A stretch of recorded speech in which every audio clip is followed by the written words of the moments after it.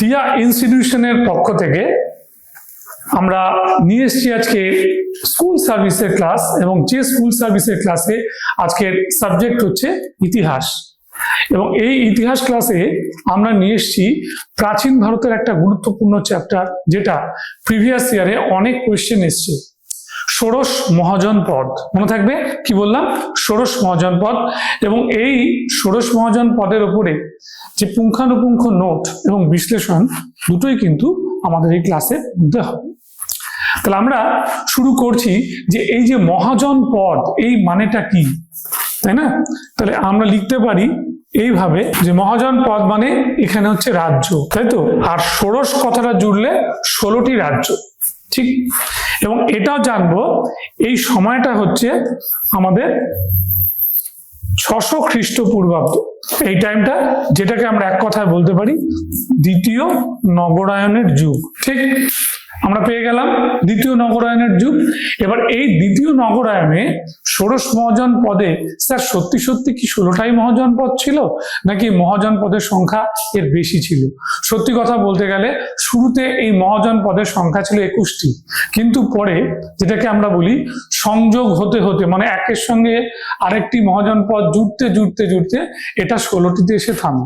ঠিক, এবার প্রশ্ন হচ্ছে এইখানে যে সিন্ধু সভ্যতার যুগ যদি প্রথম নগরায়ন হয়, তাহলে দ্বিতীয় নগরায়ন অবশ্যই আমরা বললাম ষোড়শ মহাজন পদের যুগ। এবং এইখানে যেটা আমাদের খুব ভালো করে মাথায় রাখতে হবে যে এই সময়, এই যুগে কতগুলো পরিবর্তন এসেছিল। পরিবর্তনটা কিরকম সেটা হচ্ছে, প্রথমে মনে রাখবে যে এই সময় লোহার লাঙলের ব্যবহার হয়েছিল, তাই তো?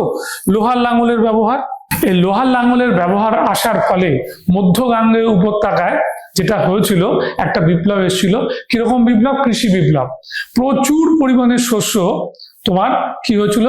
শস্য রোপণ করা হয়েছিল, এবং এই শস্যটাকে বিক্রি করে শ্রেষ্ঠী বলে এক ধরনের বণিকদের হাতে প্রচুর অর্থ চলে এসেছিল, যেটা কিন্তু আমরা আগের যুগে দেখতে পাইনি, বৈদিক যুগ আমরা দেখতে পাইনি। যাই হোক, তাহলে ষোড়শ মহাজন পদের যুগটা হচ্ছে সেরকমই একটা যুগ। পরবর্তী বৈদিক যুগ যেখান থেকে শেষ হচ্ছে, তারপরেই এই যুগের সূত্রপাত, মানে লৌহ যুগের সূত্র ধরেই আমাদের কিন্তু চলে এসেছিল এই ষোড়শ মহাজন পদ। ঠিক, এবার আমরা আলোচনা করব যে ষোড়শ মহাজন পদের ঐতিহাসিক সূত্রগুলো কি আছে। ঐতিহাসিক সূত্রের মধ্যে আমাদের যেটা প্রথমে মনে রাখতে হবে, সবার প্রথম আসে অঙ্গুত্তর নিকায়। ঠিক আছে, এই যে অঙ্গুত্তর নিকায়, এটা একটা বৌদ্ধ গ্রন্থ, এবং এটা মনে রাখবে যে এটা কিন্তু পালি ভাষায় রচনা করা হয়েছিল।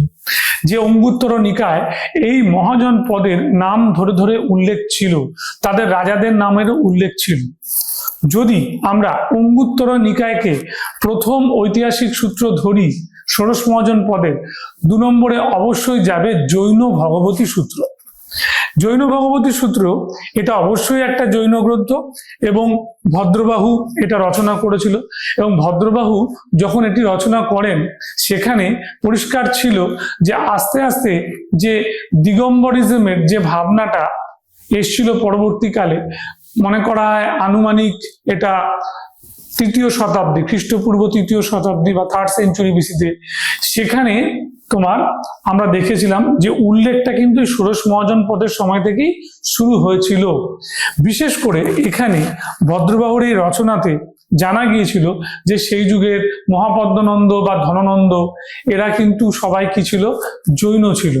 আবার অজাতশত্রুর পুত্র উদয়ভদ্র এরাও জৈন ছিল, বা কলিঙ্গরাজ খারবেল জৈন ছিল। এই উল্লেখগুলো কিন্তু এখানে ছিল। বেশ, এবার বলছে অষ্টাধ্যায়ীর, যেটা হচ্ছে পাণিনির রচনা। 315 খ্রিস্টপূর্বাব্দে পাণিনি যে অষ্টাধ্যায়ী রচনা করে, এটি মূলত একটা সংস্কৃত ব্যাকরণের বই। ঠিক, এবং সংস্কৃত ব্যাকরণের বইয়ের সঙ্গে সঙ্গে এটা কিন্তু দেখানো হয়েছিল যে আমাদের খ্রিস্টপূর্ব 6ষ্ঠ শতাব্দীতে প্রভাবশালী রাজারা কিভাবে আধিপত্য বিস্তার করেছিল, এবং আমাদের গঙ্গা চম্পা সোন নদীটাকে কাজে লাগিয়ে তারা কিভাবে বাণিজ্য করেছিল তারও কিন্তু উল্লেখ ছিল। এবং এটাও বলা যেতে পারে যে আমাদের প্রভাবশালী রাজার পাশাপাশি একটা ভৌগোলিক বিবরণ, ঐতিহাসিক ভৌগোলিক বিবরণ, যেটা কিন্তু আমরা অষ্টাধ্যায়ী থেকে আমরা পেয়েছিলাম। ঠিক, এটা হচ্ছে মেজর বুক, মানে প্রধান গ্রন্থ। তাহলে আমরা বাংলা ভাষায় যেটাকে বলতে চাইছি অপ্রধান গ্রন্থ, সেই অপ্রধান গ্রন্থের মধ্যে পরে হচ্ছে অথর্ববেদ, যেটা একটা বৈদিক লিটারেচার, যেখানে আমরা এর উল্লেখ পাই। অথর্ববেদ ছাড়া আমরা পাই মহাকাব্যের মধ্যে রামায়ণ, তাই না? সংস্কৃত ভাষায় রচিত রামায়ণও কিন্তু আমাদের রয়েছে এই ষোড়শ মহাজনপদের কথা। এবং এই সঙ্গে সঙ্গে আরো দুটো গ্রন্থ, বিশেষ করে মহাবস্তু, এটা একটা বৌদ্ধ গ্রন্থ, এবং গঙ্গামালা জাতক।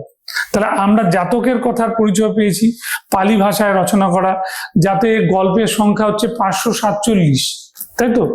তারই একটা পার্ট হচ্ছে গঙ্গামালা জাতক, যেখানে ষোড়শ মহাজনপদের কথা ছিল। ঠিক, তাহলে আমরা এখানে ষোড়শ মহাজনপদে সমস্ত প্রধান এবং অপ্রধান যে ঐতিহাসিক উপাদানগুলো আছে সেটা সম্পর্কে কিন্তু আমরা বিশদে জানলাম। কারণ এখান থেকে এই কারণে বিশদে জানতে হবে, প্রচুর প্রশ্ন থাকে। যেমন একটা প্রশ্ন তোমরা আমায় করতে পারো, স্যার আপনি রামায়ণের কথা বলছেন কিন্তু মহাভারতের কথা তো বলছেন না। অবভিয়াসলি এখানে মহাভারতের কথা আসবে। কেন আসবে আমি তোমাকে বলে দিই। যেমন যদি বলা হয় কুরু এবং পাঞ্চাল রাজ্যের কথা, কুরু মানে কৌরবদের রাজ্য, তোমরা নিশ্চয়ই জানো। এবং সেই রাজ্যে আমাদের কি হয়েছিল, এই কৌরবদের উত্থান, আর ঠিক তার পার্শ্ববর্তী রাজ্য পাঞ্চালে তাদের যে রাজকন্যা পাঞ্চালী, তাই তো, তার সঙ্গে মেনলি মানে বিবাহটা হয়েছিল অর্জুনের, তাই তো, পাণ্ডবদের রাজা অর্জুনের সঙ্গে বিয়ে হয়েছিল। এবং এটাও জানো যে রাজা ধ্রুপদ এবং ধ্রুপদের ছেলে ধৃষ্টদ্যুম্ন, যিনি পাণ্ডবদের সেনাপতি হয়েছিলেন কুরুক্ষেত্রের যুদ্ধে, প্রথম সেনাপতি, এবং দ্রৌপদীর কথা আমি আগেই বলেছি। এবং এছাড়া এখানে মদ্রদেশের কথা আছে। মদ্রদেশের বিখ্যাত রাজকুমারী ছিলেন কে? মাদ্রী, তাই তো, যিনি আমাদের বিবাহ করেছিলেন আমাদের পাণ্ডুকে, তাই তো? বেশ। এবং এটা তোমরা এই সঙ্গে জেনে রাখবে যে এখানে কোশল রাজ্যের উল্লেখও আছে, এখানে কাশী রাজ্যের উল্লেখও আছে, সব কিন্তু ছুঁয়ে ছুঁয়ে এখানে গেছে। তাহলে মহাভারত যদি আমরা বলতে পারি একটা মহাকাব্য, যেখানে একটা কাহিনী ভিত্তিক একটা মহাকাব্য, সেখানে কিন্তু ইতিহাসটাকেও কিন্তু অতিক্রম করেনি।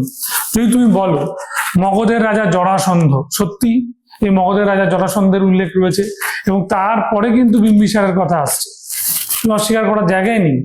বা আমাদের কি বলবো, এই যে শিশুপাল, চেদির রাজা শিশুপাল, যাকে ভগবান শ্রীকৃষ্ণ তোমাকে কি বলবো বধ করেছিল, তাই তো, হত্যা করেছিল, সেই ভদ্রলোকও কিন্তু ষোড়শ মহাজনপদের মধ্যে রয়েছে।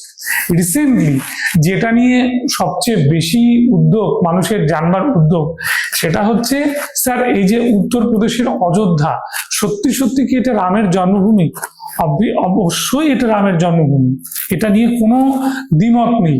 তবে ব্যাপারটা হচ্ছে এরকম যে রাজা রামের কথা বলা হয়েছে, সে রাজা রাম হচ্ছে একজন প্রজাপালক রাজা, তাই তো, একজন প্রজাপালক রাজা, এবং তিনি শিক্ষিত একজন রাজা, সেই কারণেই তিনি বিখ্যাত। কিন্তু তারপরে যে ঘটনাটা জোড়া হয়েছে মহাকাব্যে রামায়ণে, সেটা হচ্ছে গল্প।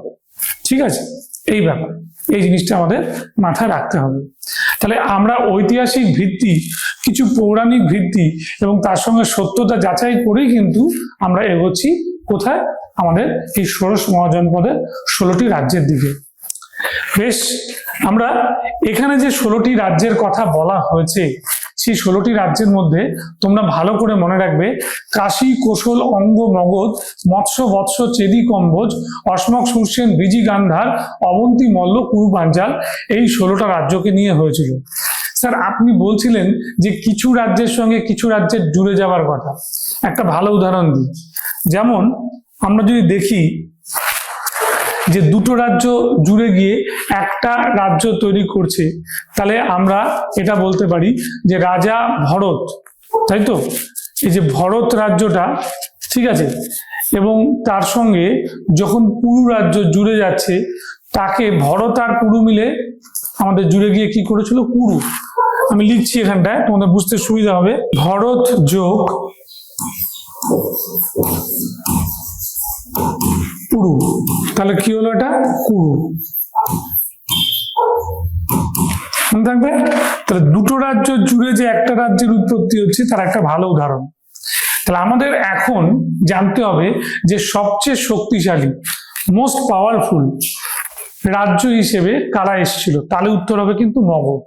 স্যার আপনি কি করে বুঝলেন মগধ সবচেয়ে পাওয়ারফুল ছিল? তার কতগুলো কারণ আমি তোমাকে বলে দিই। মগধের একটা এক্সট্রা ফেসিলিটিস ছিল যে এটা কিন্তু 3টে নদী দ্বারা পরিবেষ্টিত ছিল, তাই তো? 3টে নদী, একটা নদী হচ্ছে চম্পা, একটা নদী হচ্ছে সোন, আর একটা নদী হচ্ছে গঙ্গা।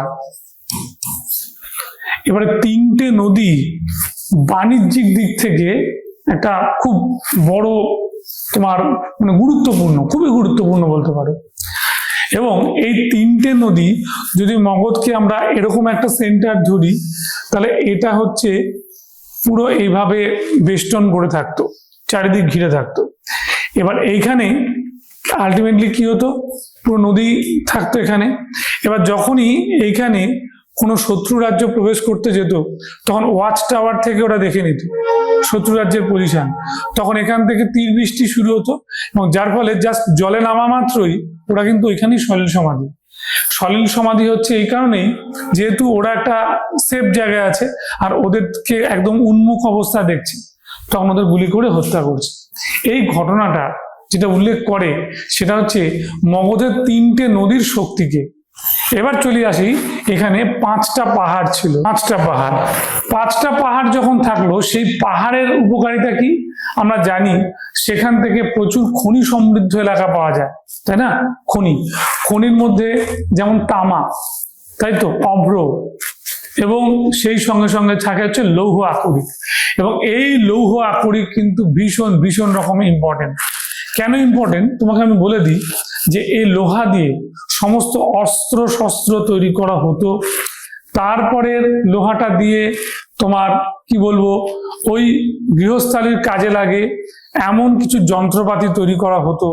যেমন আমি তোমাকে বলে দিই, যে মাছ কাটতে গেলে বা কোনো সবজি কাটতে গেলে বটির দরকার হতো, তাই তো?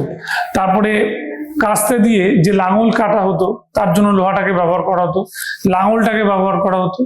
তা এগুলোর জন্য প্রচুর পরিমাণে লোহা কিন্তু ব্যবহার করা হতো। এরপরেও থাকতো সারপ্লাস, মানে যেটাকে আমরা বলছি উদ্বৃত্ত, তাই তো? উদ্বৃত্ত লোহা। সেই উদ্বৃত্ত লোহাটা সেটা কি করা হতো, পার্শ্ববর্তী রাজ্যে বিক্রি করে দেওয়া হতো। তাহলে মগধ সমৃদ্ধশালী হলো নদীপথে বাণিজ্যের মাধ্যমে, তাই তো? নদীপথে বাণিজ্যের মাধ্যমে, নদীপথে একটা শত্রুর হাত থেকে রক্ষা পাওয়ার ফলে।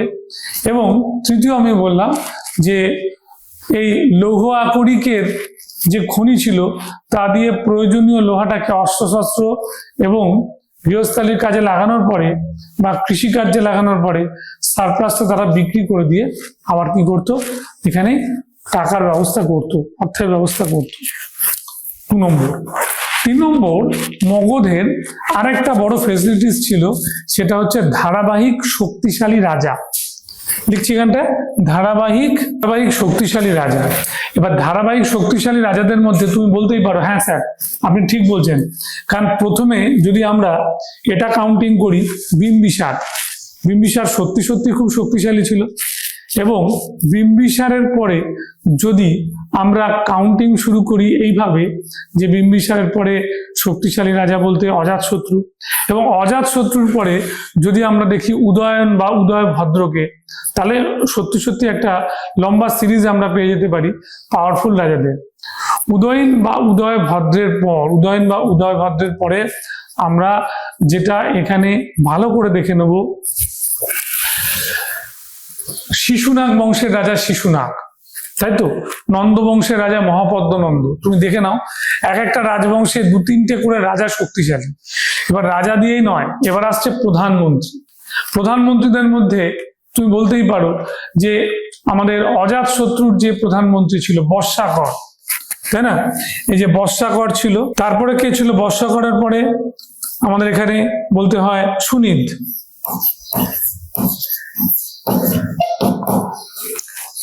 শক্তিশালী মন্ত্রী, কূট বুদ্ধির অধিকারী মন্ত্রী এরা ছিল বলে অজাতশত্রু 16 বছর ব্যাপী একটা দীর্ঘকালীন যুদ্ধে ব্রিজিকে হারাতে পেরেছিল বা ব্রিজিকে পরাস্ত করতে পেরেছিল। ঠিক, তাহলে এতগুলো ফেসিলিটির সঙ্গে সঙ্গে যে জনগণ, মানে এখানকার যে মানুষ, তারা কিন্তু রাজাদেরকে একটা আনুগত্য দিয়েছিল, এই মন্ত্রীদের প্রতি একটা আনুগত্য জানিয়েছিল, যেটার জন্য মগধ একটা সুপ্রিম পাওয়ারে গেছিল। ঠিক ঐতিহাসিক হেমচন্দ্র রায়চৌধুরী একটা কথা বলেছেন যে মগধ তার প্রাকৃতিক শক্তিকে বজায় রেখে আস্তে আস্তে এগিয়েছিল এবং সেটাকে যখন নিজেদের প্রতিভা বলে ওরা কাজে লাগিয়েছিল তখন সর্বোচ্চ সীমায় অতিক্রম করেছিল। আবার অধ্যাপক রামশরণ শর্মা বলছে যে প্রাকৃতিক শক্তিকে তারা সত্যিকারের কাজে লাগিয়েছিল। বা পরবর্তীকালের ঐতিহাসিক রবীন্দ্রনাথ ঠাকুর তিনিও একটা কথা বলেছেন যে এই শ্রীবৃদ্ধি বা সমৃদ্ধির মূলে ছিল ওরা একই সঙ্গে যুদ্ধ বিগ্রহ করা এবং যুদ্ধ বিগ্রহ করার মাঝখানে ব্যবসা বাণিজ্য করা এবং তারও পরে ওরা একটা ধর্মীয় বাতাবরণকে একটা স্থান দিয়েছিল। তাহলে এখানে একটা এক্সট্রা পয়েন্ট আমরা পেলাম, ধর্মীয় বাতাবরণ, যেখানে বিশেষ করে বুদ্ধ আবির্ভাব, জৈন এবং অবশ্যই আজীবক,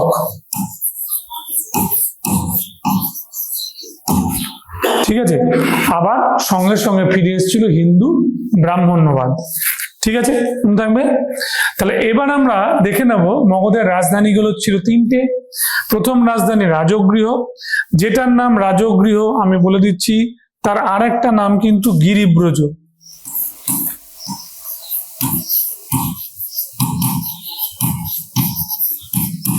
যেটাই রাজগৃহ তার আরেক নাম গিরিব্রজ। দ্বিতীয় রাজধানী হচ্ছে পাটলিপুত্র, ঠিক, যেটা বিহারের মধ্যে ঢুকে যাচ্ছে। আর তৃতীয় রাজধানী হচ্ছে বৈশালী। এই বৈশালীর ক্ষেত্রটা একটু মনে রাখতে হবে, যেহেতু বৈশালী ছিল ব্রিজির রাজধানী, গণতান্ত্রিক রাজ্য ব্রিজির রাজধানী, ঠিক, বোঝা গেল। তাহলে মগধের শক্তি কোথায়, মগধের ভেতরের পয়েন্ট কোথায়, এটা বলা হলো এখানে। এটি বিহারের পাটনা শহরে অবস্থিত, ঠিক আছে। আমরা পাটনায় গেলেই সত্যিকারের মগধকে দেখতে পাই।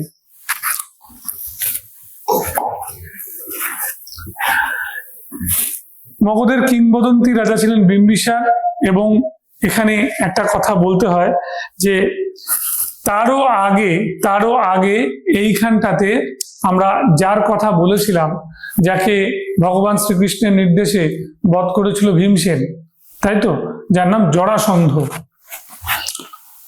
ইনি কিন্তু সেই হিসেবে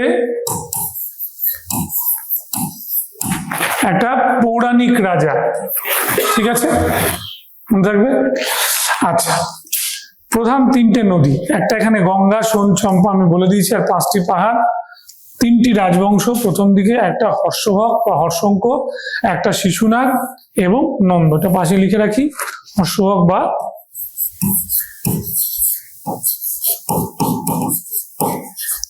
এটাকে কেউ হর্যঙ্ক বলে, ঠিক আছে, হর্যভক, হর্ষঙ্ক, আবার বললাম কি একই সঙ্গে হর্ষঙ্ক। তাহলে এটা প্রথম, এটা দ্বিতীয়, এটা তৃতীয়, পর পর 3টে এখানে রাজবংশ ছিল। সময়সীমাটাও কিন্তু এখানে উল্লেখ করে দেওয়া হয়েছে, ঠিক হয়ে গেল। তাহলে এবার প্রশ্ন আমাদের আসছে, স্যার, যে এখান থেকে যদি আমরা একটা সাজেস্টিভ ভিত্তিতে পড়াশোনা করি, আপনি যেমন মগধের উপর গুরুত্ব দিলেন, মগধের রাজাদের কথা বললেন, সবকিছু বললেন, তো এখানে আমাদের এই জায়গাটা খুব জানা দরকার যে কোনো কি গণতান্ত্রিক রাজ্য ছিল, বা এমন কোনো রাজ্য ছিল যে রাজ্যগুলো ভারতের বাইরে ছিল। চলে আসি আলোচনায়। ভারতের বাইরে যদি রাজ্য বলতে হয়, তাহলে প্রথমেই যার নাম করতে হয় সেটা হচ্ছে গান্ধার। গান্ধারের একটা গুরুত্ব অবশ্যই আছে, তোমরা নিশ্চয়ই জানবে যে এটা পেশোয়ার বা রাওয়ালপিন্ডি, মানে পেশোয়ার থেকে রাওয়ালপিন্ডি যদি আমি যাই, যেটা বর্তমানে পাকিস্তানে পড়ে, এই জায়গাটা রয়েছে। এবং গান্ধারের একটা মস্ত বড় গুরুত্ব হচ্ছে এখানে ভারতবর্ষের সবচেয়ে প্রাচীনতম বিশ্ববিদ্যালয়, যার নাম তক্ষশিলা রয়েছে, ঠিক আছে। কি বললাম? তক্ষশিলা। গান্ধারের রাজধানী তক্ষশিলা, এবং তক্ষশিলা ছিল ভারতের প্রাচীনতম বিশ্ববিদ্যালয়। এই পয়েন্টটা বহুবার পরীক্ষা দিয়েছে, তাই তো। এবারে এটা আমি বললাম পেশোয়ার পর্যন্ত বিস্তৃত ছিল, রাওয়ালপিন্ডি থেকে পেশোয়ার, যেটা এখন পাকিস্তানে। তবুও এটাকে আমরা গুরুত্ব দিচ্ছি এই কারণে, সম্প্রতি আমাদের যে কাজটা চলছে, ইউনেস্কো যে কাজটা করে চলেছে, সেটা হচ্ছে ভারতের সবচেয়ে প্রাচীনতম বিশ্ববিদ্যালয় হয়েছে তক্ষশিলা। এটা একদম স্বীকৃত, কিন্তু এটার স্বীকৃতি আরো বড় জায়গায় যেতে পারে। এটা কি পৃথিবীর মধ্যে সবচেয়ে প্রাচীনতম বিশ্ববিদ্যালয়? এটাও একটা কিন্তু প্রশ্ন উঠে এসছে, ঠিক আছে, যেটার কাজ চলছে। এইখানে গান্ধার যে জায়গাটায় হয়েছিল বৈদেশিক আক্রমণ, এবং বৈদেশিক আক্রমণের মধ্যে এই যে ভদ্রলোক পারস্যের রাজা প্রথম দারায়ুস গান্ধারের রাজধানী তক্ষশিলা আক্রমণ করেন, এবং এটাও কিন্তু ধরে রাখো আনুমানিক খ্রিস্টপূর্ব 6ষ্ঠ শতাব্দীতে, ঠিক আছে, মনে থাকবে। তাহলে এখান থেকে আমি একটা প্রশ্ন করতে পারি তোমাদেরকে, যে ভারতবর্ষের প্রাচীনতম বা ভারতবর্ষের প্রথম আক্রমণকারী বিদেশি কে ছিল? তাই তো,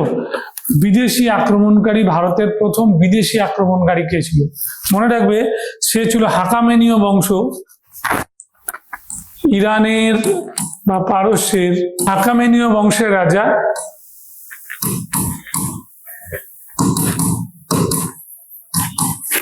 তার নাম কি ছিল? সাইরাস।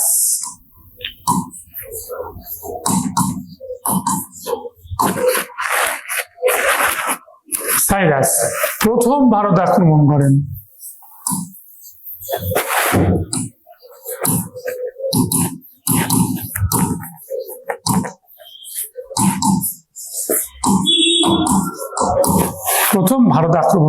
মনে থাকবে, এই পয়েন্টটা খুব ইম্পর্টেন্ট। তারপরে হচ্ছে প্রথম দারায়ুস, যিনি ভারত আক্রমণ করেন। এই দুটো পরপর পয়েন্ট। তাহলে যাদের মধ্যে এই ধারণাটা রয়েছে যে আলেকজান্ডার ভারত আক্রমণ করেছিল 326 খ্রিস্টপূর্বাব্দে, স্যার উনি হচ্ছেন সবচেয়ে প্রাচীন বিদেশি আক্রমণকারী, না, ভুল, ঠিক আছে। তার অনেক বছর আগে ইরানের রাজারা করেছিল, এবং গান্ধারের উপর দিয়ে যেটা ছিল তার খ্যাতি বা বিস্তৃতি যেটুকু ছিল, সেটা হচ্ছে এটা একটা লার্ন সিটি হয়ে গেছিল, মানে একটা শিক্ষার কেন্দ্র, শিক্ষা প্রতিষ্ঠান হয়ে গেছিল, ঠিক আছে, এটা মনে রাখবে। এবং এখানকার যিনি একজন ঐতিহাসিক রাজা ছিলেন, তার নাম ছিল কি? পুষ্যসতী, ঠিক আছে, বা পুষ্পমতী। আমি লিখে দিচ্ছি এখানে, এই নামটাই তোমরা বেশি পাবে।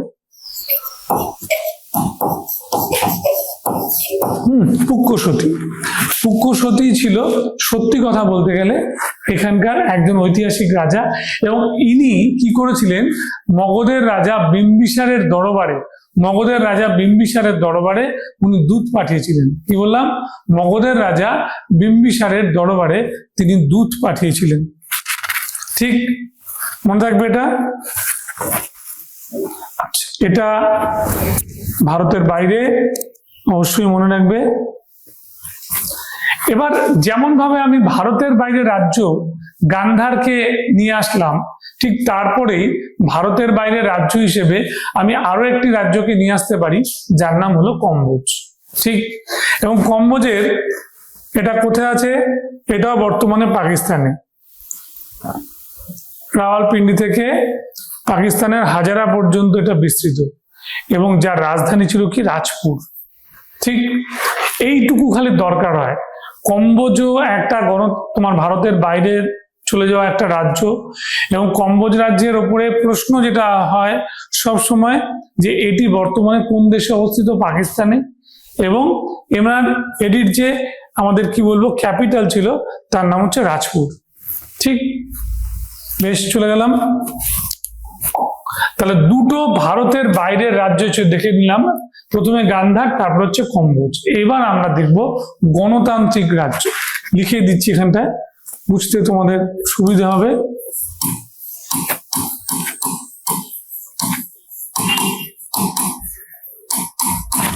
গণতান্ত্রিক রাজ্য, তার মধ্যে প্রথমেই যে নামটা আসবে ব্রিজি, এবং ব্রিজির রাজধানী কোথায় ছিল? বৈশালী, ঠিক।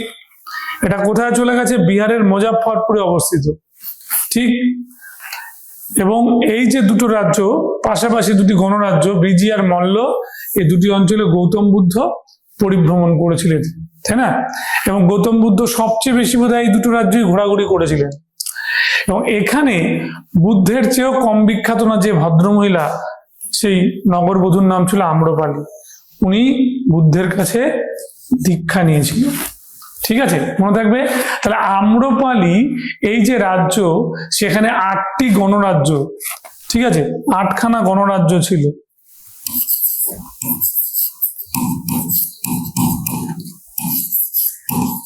8টি গণরাজ্যের রাজা।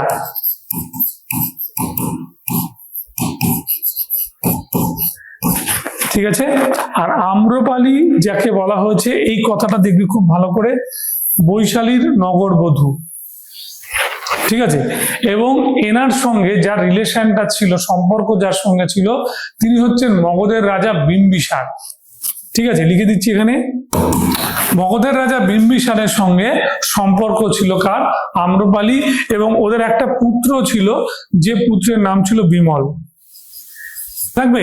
শেষ পর্যন্ত যখন গৌতম বুদ্ধ এসে আম্রপালিকে উদ্ধার করলেন, কারণ শত্রু দেশের রাজা বিম্বিসারের সঙ্গে একটা সম্পর্ক হওয়ার জন্য তার পুত্র সন্তান লাভ হয়েছে, এটাকে আমাদের এই ব্রিজি রাজ্যের 8জন গণরাজ্যের রাজা মেনে নিলেন না, কিন্তু ওনারা খুব সম্মান করতেন যাকে, তিনি হচ্ছেন গৌতম বুদ্ধ।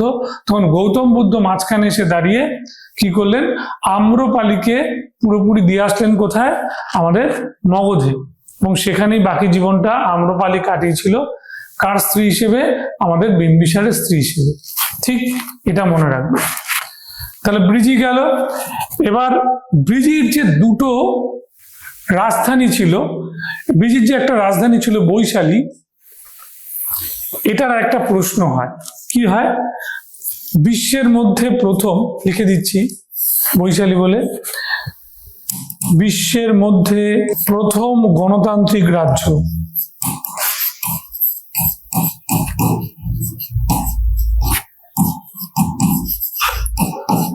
ইংলিশে বললে ফার্স্ট ডেমোক্রেটিক স্টেট। এটা কিন্তু কোথায় হয়েছিল? বৈশালীতে। বেশ, গেলাম আমরা। শাক্য জাতিরা ব্রিজির মধ্যেই বসবাস করতেন। ঠিক যেটা আমি বলতে চাইছিলাম, যে গৌতম বুদ্ধের বাবা, তাই না, শুদ্ধোধন,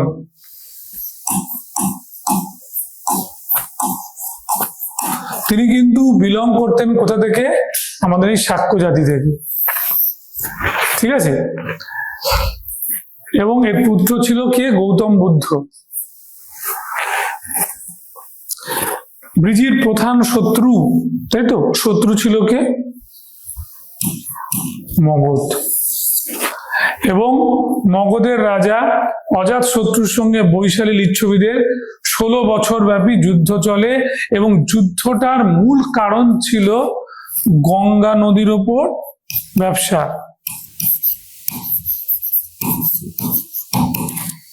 গঙ্গা নদীর উপর বাণিজ্য।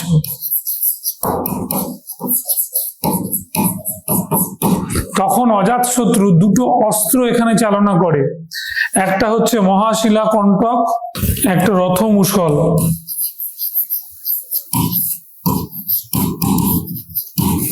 মনে থাকবে, এই দুটো অস্ত্র এবং সঙ্গে যে 2 মন্ত্রী, একটা হচ্ছে বস্তাকর আর সুনিধের কূটনীতি, কি করেছিল? অজাতশত্রুকে জয় করেছিল। এবং শুনলে অবাক হয়ে যাবে যে এই 16 বছর ব্যাপী যখন যুদ্ধ হয়েছিল, সেই সময় মাঝখানে এসে দাঁড়িয়েছিল স্বয়ং গৌতম বুদ্ধ, যে বলেছিল যে ব্রিজিকে তোমরা যদি একত্রিত থাকো, ঠিক আছে, 36টা গণরাজ্যের রাজা যদি একত্রিত থাকে, তাহলে অজাতশত্রুর ক্ষমতা নেই তাদেরকে পরাস্ত করবার। কিন্তু আমাদের বর্ষা করা সুনীত কি করেছিল? ওই 36টা গণরাজ্যের মধ্যে এমন মিশিয়েছিল যে ওরা আলাদা হয় এবং ওদের পরাস্ত করতেও সুবিধা হয়। ঠিক, তাহলে এই 16 বছর ব্যাপী যুদ্ধ, এটা ইম্পর্টেন্ট। কোন দুটো অস্ত্র? মহাশিলা কণ্টক আর রথমুষল। আর কি নিয়ে হয়েছিল? গঙ্গা নদীর উপর বাণিজ্যকে কেন্দ্র করে। ঠিক, বোঝা গেল? এবার আমরা আসবো মল্ল। মল্ল সেই হিসেব ধরলে যার কিন্তু দুটো রাজধানী। ঠিক, এবং এমন দুটো রাজধানী মল্লের, সে দুটো রাজধানী হচ্ছে, এক কথায় বলতে গেলে তোমার এক জায়গায় মারা গিয়েছেন আমাদের মহাবীর জৈন, আর এক জায়গায় মারা গিয়েছেন গৌতম বুদ্ধ। ঠিক, একটা হচ্ছে পাবা, আর একটা হচ্ছে কুশীনগর বা কুশিনাড়া। পাবা, কুশীনগর বা কুশিনাড়া, মনে থাকবে। এই রাজ্যটাও কিন্তু ডেমোক্রেটিক স্টেট বা গণতান্ত্রিক রাজ্য ছিল। ঠিক আছে, এই পাবাতে মহাবীর জৈন দেহত্যাগ করেন, এইটা পরীক্ষা দেয়। এবং আরেকটা যে জায়গা ছিল কুশীনগরে দেহত্যাগ করেন হচ্ছে গৌতম বুদ্ধ। এবার মল্লের বর্তমান অবস্থান কোথায় চলে গেছে? উত্তরপ্রদেশের গোরক্ষপুর জেলা, তাই তো? উত্তরপ্রদেশের গোরক্ষপুর জেলা হয়ে গেল, এইটুকু আমরা জানবো। এবার আমরা জানবো হচ্ছে অসমক। বেশ, এবার এই যে অসমক রাজ্যটা আমরা দেখতে পাচ্ছি, অসমক রাজ্যের রাজধানী ছিল পতলি বা পোতনা। পতলি বা পোতনা, ঠিক আছে। এই যে পোতনাতে আমি রাইট দিলাম, এটাই বেশি দেয়, পতলি কথাটা দেয় না। এবং এটা চলে গেছিল ঠিক সেই অর্থে গেলে তখনকার দিনে দক্ষিণ ভারত ধরা হতো। জায়গাটা কোথায়? সেটা হচ্ছে মহারাষ্ট্রে। কোন নদীর তীরে? এটা ছিল গোদাবরী নদীর তীরে, মনে থাকবে। মহারাষ্ট্রের গোদাবরী নদীর তীরে আমাদের এই অসমক রাজ্যটা ছিল। এটা হচ্ছে মনে রাখবে একমাত্র দক্ষিণ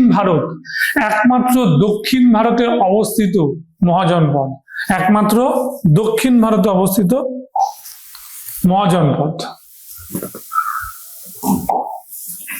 মনে রাখবে এটা।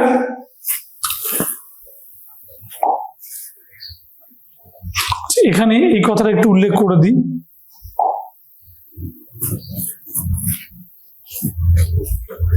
দক্ষিণ ভারতের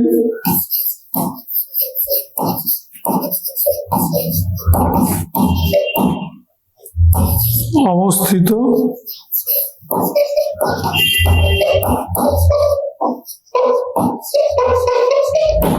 একমাত্র মহাজনপদ।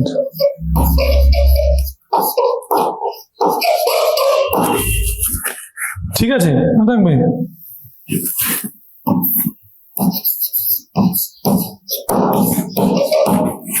ঠিক আছে, চলে গেলাম বৎস। বৎস একটা ইম্পর্টেন্ট জায়গা, সেটা হচ্ছে একটা বাণিজ্যিক কেন্দ্র হিসেবে। এবং এই যে জায়গাটার নাম বহু জায়গায় পাওয়া যায়, কোশাম্বী বা কৌশাম্বী। এবং এটি মনে রাখবে উত্তরপ্রদেশের এলাহাবাদে অবস্থিত।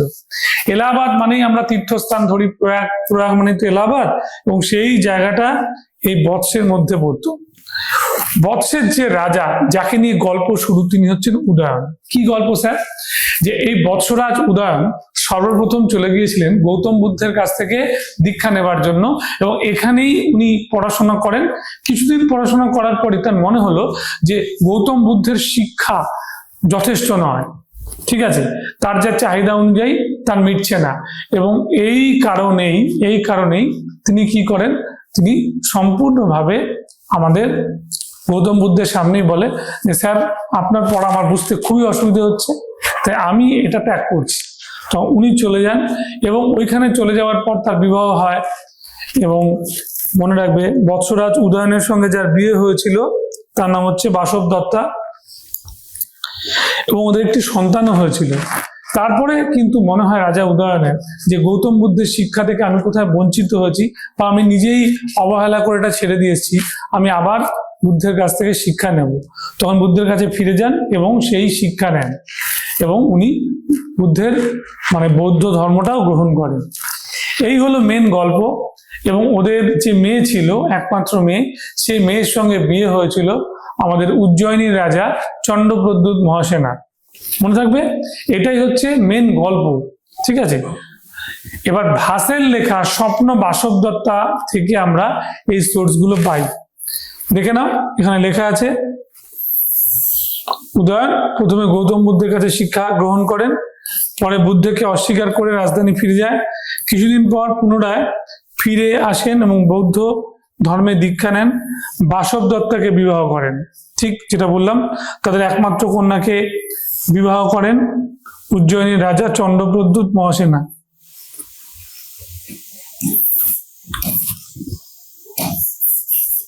ঠিক আছে। বিবাহ করেন উজ্জয়িনীর রাজা চন্দ্রপ্রদ্যুৎ মহাসেন। এটা কিন্তু আমাদের মনে রাখতে হবে। ঠিক আছে, হয়ে গেল। সবই সোর্স দিল কিন্তু ভাসের স্বপ্ন বাসব দত্ত। নেক্সট 8 নম্বর যাব কাশী। কাশীর গুরুত্ব প্রচুর, কারণ কাশীর যে রাজধানী বারাণসী সে তো একটা তীর্থস্থান, এটা আমরা জানি। এবং এই বারাণসীতে কয়েকজন উল্লেখযোগ্য রাজা ছিল, ঠিক। এবং এই যে বললাম আমি কাশীর কথা, কাশীর একটা বড় বড় গ্রাম ছিল, খুব শস্য শ্যামল গ্রাম। এবং এই গ্রাম লাভ করেছিল রাজা বিম্বিসার। কিভাবে? যখন তিনি কোশল রাজ প্রসেনজিতের কন্যা নয়, প্রসেনজিতের বোন কোশলা দেবীকে বিবাহ করেন, তখন বিয়ের যৌতুক হিসেবে কাশী গ্রামটা তাকে যৌতুক দেওয়া হয়। কি নাম বললাম জায়গাটা? কাশী গ্রাম জায়গাটা যৌতুক দেওয়া হয়। ঠিক, মনে থাকবে। উত্তরপ্রদেশের বেনারসে অবস্থিত, বিবাহ করায় কাশী গ্রামটি যৌতুক হিসেবে পান। ঠিক আছে, এবারে এখানে আমরা যাব এই বারাণসীর এই জায়গাটা একজন বিখ্যাত লোকের জন্মস্থান, তুমি লিখে রাখতে পারো। বারাণসীতে জন্মগ্রহণ করেন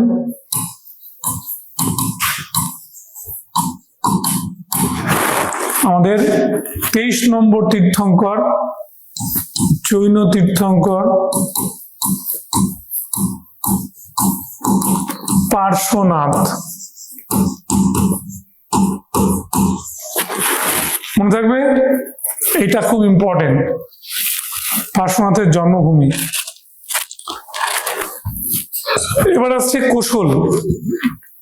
কোশলের বর্তমান অবস্থান উত্তরপ্রদেশের অযোধ্যা, যার রাজধানী হচ্ছে শ্রাবস্তী।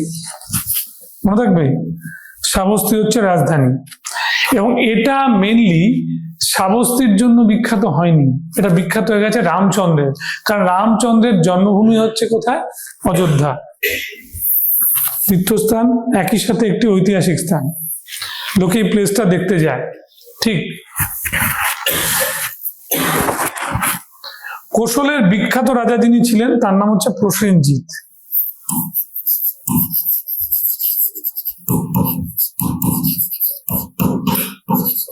কি ছিলেন স্পেশালিটি, কি ছিলেন? প্রসেনজিৎ ছিলেন গৌতম বুদ্ধের বন্ধু, সবাই শিষ্য কিন্তু উনি বন্ধু ছিলেন।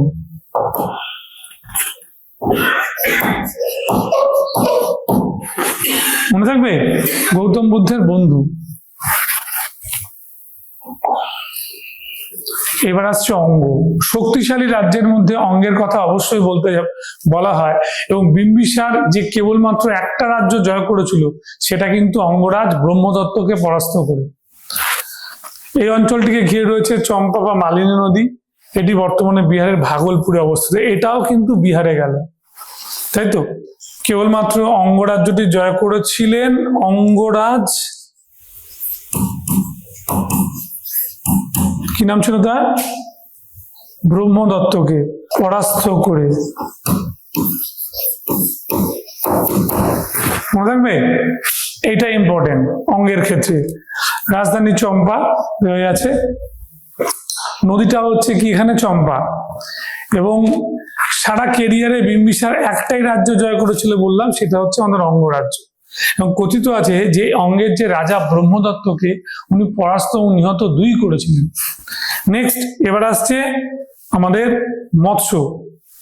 ঠিক আছে, এটা বর্তমানে কোথায়? রাজস্থানের জয়পুর, আলোয়ার এবং ভরতপুরে অবস্থিত। তাহলে এই একটা অঞ্চল মৎস্য, যেটা কিন্তু রাজস্থানে। অনেকেই বলে বেশিরভাগ মহাজনপদ আপনি যা স্যার পড়ালেন সবই তো দেখলাম, বেশিরভাগটাই চলে গেছে কোথায়? উত্তরপ্রদেশে আর বিহারে। কিন্তু তার বাইরে একটা বড় রাজ্য হচ্ছে মৎস্য। যার রাজধানী হচ্ছে বিরাটনগর। এবার বিরাটনগর দিয়ে অনেক রকম গল্প আছে। তোমাদের নিশ্চয়ই মনে আছে মহাভারতের সময় যখন পাণ্ডবরা তোমার অজ্ঞাতবাসে গেছিল, তখন যার দরবারে আশ্রয় নিয়ে চাকরি করতো ওরা, সেটা হচ্ছে রাজা বিরাটের দরবারে।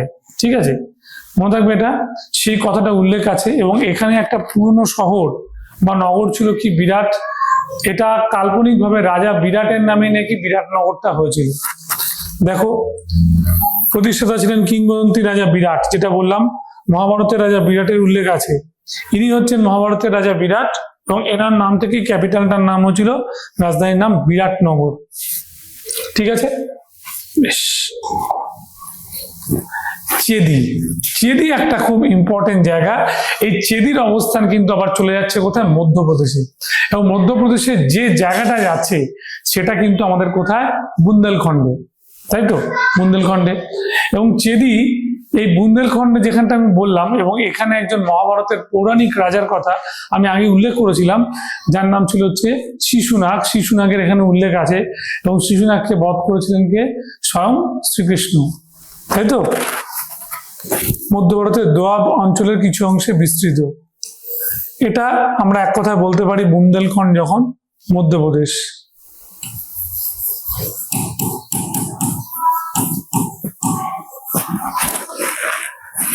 এই যে বুন্দেলখণ্ডে অবস্থিত।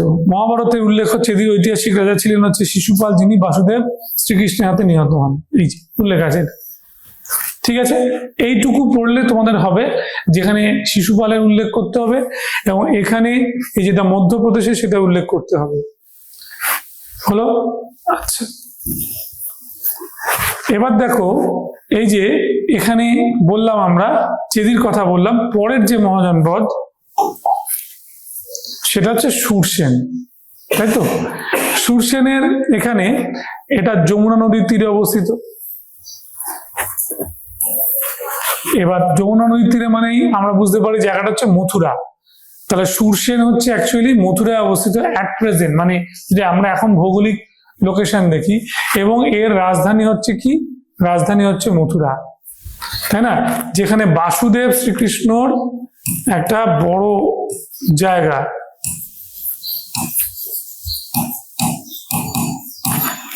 মহাভারত ও পুরাণের তথ্য অনুযায়ী যদু বা যাদব হওয়া উচিত ছিল, বংশীয় রাজা সুরসেনের রাজত্ব করত। ঠিক আছে, কি বললাম? যদু বা যাদব বংশীয় রাজারা হচ্ছে সুরসেন রাজত্ব করত। তাহলে যদু বা যাদব বললেই চলে আসছে বাসুদেব শ্রীকৃষ্ণের কথা, বোঝা যাচ্ছে এটা। সুরসেনের ঐতিহাসিক রাজা অবন্তী পুত্র ছিলেন বুদ্ধের প্রধানতম শিষ্য। সুরসেনে একজন বিখ্যাত রাজা ছিল অবন্তী পুত্র, এবং অবন্তী পুত্র ছিল সত্যি কথা বলতে গেলে আমাদের বুদ্ধদেবের শিষ্য। মনে থাকবে এটা, এইটুকু জাস্ট পয়েন্ট তোমরা মনে রাখো। সুরসেনের থেকে আরেকটা প্রশ্ন হয়, যদি বলা হয় যে ভাগবত পুরাণে যে শ্রীকৃষ্ণের কথার উল্লেখ আছে সেটা ষোড়শ মহাজনপদের কোন জায়গাকে কেন্দ্র করে, তাহলে উত্তর হবে মথুরা। এটা মাথায় রাখবে।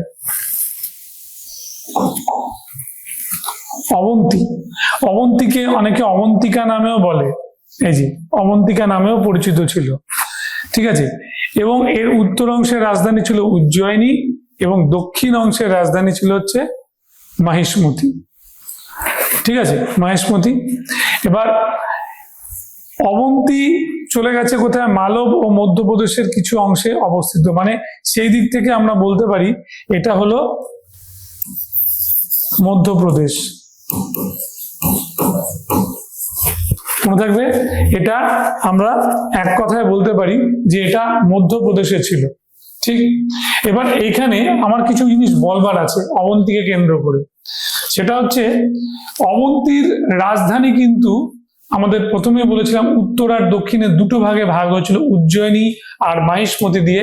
এখানে মেইনলি হাইলাইটেড হবে অবশ্যই উজ্জয়িনী। উজ্জয়িনীর ক্ষেত্রে আমি একটু বলে দিই, উজ্জয়িনীর যিনি বিখ্যাত রাজা ছিলেন তার নাম ছিল প্রদ্যুৎ। তাই তো। এবার উনি এতটাই রাগী ছিলেন যে রাগের জন্য উনি ফেমাস হয়ে গেছিলেন, এবং ওনাকে তখন থেকে বলা হতে শুরু করেছিল চণ্ড প্রদ্যুৎ মহাসেনা। কি নাম বললাম? চণ্ড প্রদ্যুৎ মহাসেনা। কেন? যেহেতু উনি চণ্ডালের মতো রাগ ছিল। এবং তার সময় দুটো ঘটনা তোমরা জেনে রাখবে, যে উনি কিন্তু রাজা বিম্বিসারের কাছে পরাস্ত হয়েছিলেন, কিন্তু বিম্বিসার ওনাকে পরাস্ত করলেও ওনার রাজ্য কিন্তু কেড়ে নেননি। এবং তারপরে আরেকটা বড় ঘটনা হচ্ছে, এই বিম্বিসার তোমার চণ্ডপ্রদ্যুৎ মহাসেনার যখন জন্ডিস হলো, এই খবরটা পেল, তখন বিম্বিসার চণ্ডপ্রদ্যুৎ জন্ডিস হয়েছে, চণ্ডপ্রদ্যুৎ মহাসেনার জন্ডিস হয়েছে, এই খবরটা পাওয়া মাত্র তার যে রাজ চিকিৎসক ছিলেন, যার নাম ছিলেন ডাক্তার জীবক, ঠিক আছে, সে জীবককে পাঠিয়ে দিয়েছিল সরাসরি কোথায়? তোমার এই আমাদের মধ্যপ্রদেশে, মানে উজ্জয়িনীতে পাঠায়, যাতে জীবকের ভালো করে চিকিৎসা করা হয়। এবং জীবককে যখন ডক্টর জীবক ভালো করে, এই জীবককে না, সরি, চণ্ডপ্রদ্যুৎ মহাসেনাকে যখন ডক্টর জীবক খুব ভালো করে চিকিৎসা করলেন এবং আয়ুর্বেদিক ওষুধ দিয়ে সুস্থ করে তুললেন, ঠিক আছে, এটা একটা ইতিহাসে বিরল ঘটনা। যে রাজার সঙ্গে যুদ্ধ হয়েছে, অথচ তার যখন শারীরিকভাবে সে শুনেছে অসুস্থ হয়ে পড়েছে, তাকে তার নিজের রাজবৈদ্য দিয়ে চিকিৎসা করেছে। এটা বিরল ঘটনা, এটা মনে রাখতে হয়। আর এইখানে এই সঙ্গে সঙ্গে আরো একটা কথা অবন্তী বা অবন্তিকার ক্ষেত্রে কাজে লাগে, সেটা হচ্ছে মাহিষ্মতি। তোমরা নিশ্চয়ই জানো যে মাহিষ্মতিকে খুব হাইলাইট করেছিল দক্ষিণ ভারতীয় সাহিত্যিকরা। যেমন আমি তোমাকে একটা বলি, আমাদের 2013-14 সালের বোধহয় হবে, একটা জনপ্রিয় ছবি ছিল বাহুবলী। যে বাহুবলীতে দক্ষিণ ভারতের পটভূমিকায় দেখানো হয়েছিল যে মাহিষ্মতি রাজ্যটাকে, এবং যেখানে সেনারা জয় মাহিষ্মতি বলে ধ্বনি দিত। ঠিক আছে, নেক্সট আমরা চলে যাব কুরু। ঠিক আছে, এবার কুরুর ব্যাপারটা আমি আগেই বলেছিলাম যে কুরু জানতে গেলে তোমাকে আগে প্রথমেই জানতে হবে কৌরবদের সম্পর্কে। এবং কুরু রাজ্যটা দুটো রাজ্য জুড়ে কিন্তু হয়েছিল, আমি সেটাও বলেছিলাম। দুটো রাজ্য কি? একটা ভরত আর পুরু, তাই তো। ভরত আর পুরু জুড়ে আমাদের হয়েছিল কুরু।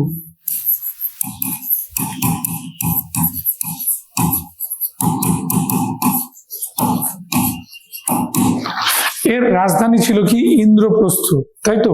ইন্দ্রপ্রস্থ, যেটা অ্যাকচুয়ালি চলে গেছে মিরাট, দিল্লি এবং থানেশ্বর ভূখণ্ডে। থানেশ্বর মানে উত্তর ভারত, আবার ঢুকে গেল এখানে, জনপদে অবস্থিত ছিল, মনে থাকবে এটা। এবার মিরাট, দিল্লি, থানেশ্বর ভূখণ্ড জুড়ে যদি একটা জনপদ তৈরি করে, সেটা অ্যাকচুয়ালি ওই ইন্দ্রপ্রস্থের কাছাকাছি, মানে যেটা ওদের রাজধানী ছিল। এবং গৌতম বুদ্ধ যখন ছিলেন তখন এই সময় কৌরব শাসকটা ছিল। কুরু একটা রাজ্য ছিল, যা পরে গণ বা সংঘে রূপান্তরিত হয়ে যায়। এবং কুরু দেশের লোকেরা বুদ্ধি ও শক্তির জন্য বিখ্যাত ছিল। হস্তিনাপুর, রাইট, এটাই চাইছিলাম, নগর এই রাজ্যে গড়ে উঠেছিল। কি বললাম? হস্তিনাপুর রাজ্যটা এখানে কিন্তু গড়ে উঠেছিল। এবার আমরা 16 নম্বর রাজ্যে যাব। 16 নম্বর রাজ্যে, সেটা হচ্ছে উত্তর পাঞ্চালের রাজধানী অহিচ্ছত্র। পাঞ্চালের যদি উত্তর দিকের রাজধানী হয় তাহলে অহিচ্ছত্র, এবং দক্ষিণ ভারতের রাজধানী যদি হয় সেটা হবে কাম্পিল্য। আবার জানো, এটার দুটো ক্যাপিটাল পাঞ্চালের, একটা হচ্ছে উত্তর, তার অহিচ্ছত্র, এবং দক্ষিণের হলো হচ্ছে কাম্পিল্য। এবং পাঞ্চাল জনপদ আধুনিক বেরেলি, বদায়ুন, ফারুকাবাদ অঞ্চলে অবস্থিত। তার মানে এটাও ঢুকে গেল কোথায়? সেই তোমার উত্তরপ্রদেশ, কারণ বেরেলি বলছে, ফারুকাবাদ বলছে, তাহলেই হবে। এবং কনৌজ নগর হচ্ছে এই রাজ্যে অবস্থিত ছিল। তাহলে সবচেয়ে একটা বিরল নগরী, শক্তিশালী নগরী, যার কথা আমরা আগে বলেছিলাম, কনৌজ পাওয়ারফুল হয়েছিল এই সময়টা। ঠিক আছে, এখানকার শাসক ছিলেন হচ্ছে ব্রহ্মদত্ত। ঠিক আছে, এবং 6ষ্ঠ শতাব্দীতে পাঞ্চাল কিন্তু একটা খ্যাতির শিখরে আরোহণ করে। তাহলে ব্রহ্মদত্ত তোমরা দুটো জায়গায় পেলে, অঙ্গরাজ ব্রহ্মদত্ত, আবার পাঞ্চালের রাজা ব্রহ্মদত্ত। ঠিক আছে, এবার এখানে আমি একটা কথা বলে দিচ্ছি, দেখো যে শুক্তিমতি বলে একটা জিনিস, উজ্জয়িনী, সুরসেন, মথুরা, চেদি, চেদির যে রাজধানী, চেদির রাজধানী হচ্ছে শুক্তিমতি।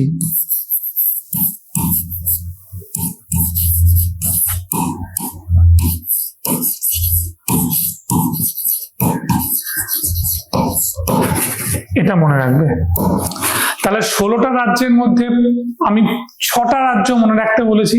প্রথমে মগধ, মগধের পরে বলেছিলাম ব্রিজি মল্ল, তারপরে বলেছিলাম কম্বোজ গান্ধার, আর ওদিক থেকে বলেছিলাম অসমক। ঠিক আছে, 5 আর 1 6। এক্সট্রা করে পড়তে গেলে একটা কাশী পড়তে পারো, আর কাশীর পরে পড়তে পারো হচ্ছে অবন্তী বা অবন্তিকা, আর পড়তে হয় না। মোটামুটি কোশ্চেন এখানে থাকে, কিন্তু নতুন প্যাটার্নের কোশ্চেনে বহু জিনিস থাকে, যার জন্য ম্যাটেরিয়ালে এত কিছু দেওয়া হয়েছে, এত কিছু বলা হয়েছে। আমরা পরবর্তী চ্যাপ্টার যেখান থেকে শুরু করব, মানে ষোড়শ মহাজন পদ ঠিক যেখানেই শেষ হচ্ছে, তখনই আসছে আমাদের মগধের সাম্রাজ্যবাদ, তাই তো? এই সাম্রাজ্যের যে শুরুটা সেটা হচ্ছে মগধকে কেন্দ্র করে, যেখানে আমাদের 3টে রাজবংশের কথা বলেছিলাম। প্রথমে আমাদের এই হর্ষঙ্ক, হর্ষঙ্কের পরে হচ্ছে শিশুনাগ, এবং শিশুনাগের পরে নন্দ বংশ, এবং তাদের পলিটিক্যাল হিস্ট্রির সঙ্গে সঙ্গে সব রকম মানে সোশ্যাল হিস্ট্রি সব কিছুই আমরা আলোচনা করব ঠিক পরবর্তী ক্লাসে। তা আমরা অধীর আগ্রহে অপেক্ষা করব এই ক্লাসের জন্য, যেখানে এরকম ডিটেলিং আলোচনা করা হবে, এবং সব শেষে যখনই আমরা সেকেন্ড পার্টটা শেষ করব, তার সঙ্গে সঙ্গে আমরা আবার প্রশ্ন উত্তরেও কিন্তু আমরা ঢুকে যাব। ঠিক, তাহলে আর দেরি নয়, আমরা আবার নেক্সট ক্লাসের জন্য একটু অপেক্ষা করব। আমরা পরের ক্লাসেই শুরু করব হচ্ছে মগধের উত্থান এবং রাজবংশগুলো, ঠিক যেখানে আমাদের মৌর্য বংশের আগে শেষ হচ্ছে। ঠিক আছে, ছাড়লাম তাহলে তোমাদের এখানে ক্লাসটি।